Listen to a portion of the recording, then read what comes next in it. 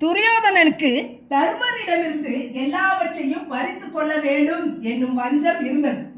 சூதாட்டத்தின் மூலமாகத்தான் தர்மருடைய அத்தனை செல்வத்தையும் அபகரிக்க முடியும் என்றார் சவுளி.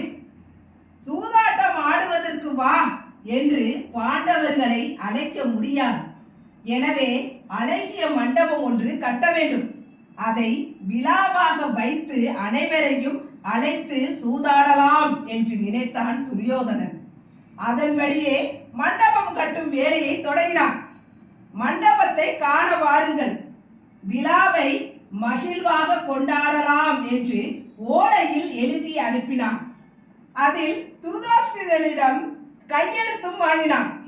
பிறகு சகுனியின் அறிவுரைக்கேற்ப விதுரர் மூலமாக தர்மருக்கு அனுப்பி வைத்தான் துரியோதனன். விதுரர் தான் கொண்டு வந்த அழைப்பு ஓலையை தர்மரிடம் கொடுத்தார். அதை படித்த தர்மர் தனது சகோதரர்களிடம் சென்று தனித்தனியாக ஆலோசனை செய்தார். திருதாஷ்டிரர் கையெழுத்திட்ட ஓலை வந்திருக்கிறது, மண்டப விழாவுக்கு செல்வோமா என்று கேட்கிறார். 3 சகோதரர்கள் போகலாம் என்றார்கள். சகாதேவனிடம் இதே போன்று கேட்டார்.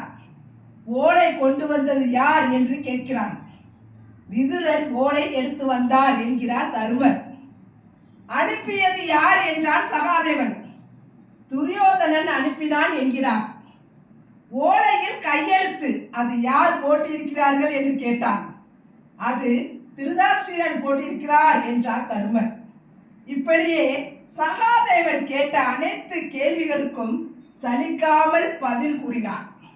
ஒரு கட்டத்தில் சலித்து விட்டார்.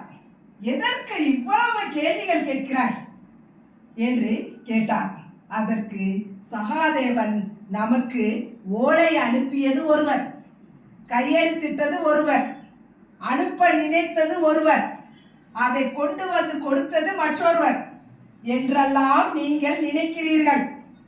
ஆனால் என்னை பொறுத்தவரை இவை அனைத்தையும் செய்வது விதி.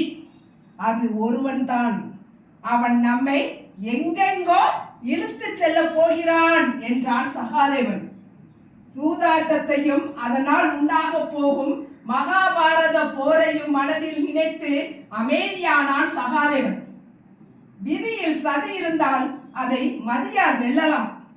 ஆனால் அந்த சதிதான் விதி என்றால் அதிலிருந்து உன்னை காப்பாற்ற எப்போதும் உன்னுடன் நான் இருக்கிறேன் என்று மனதில் நினைத்தவாறு அங்கு ஒரு மூலையில் நின்றிருந்தார் பகவான் ஸ்ரீகிருஷ்ணர்.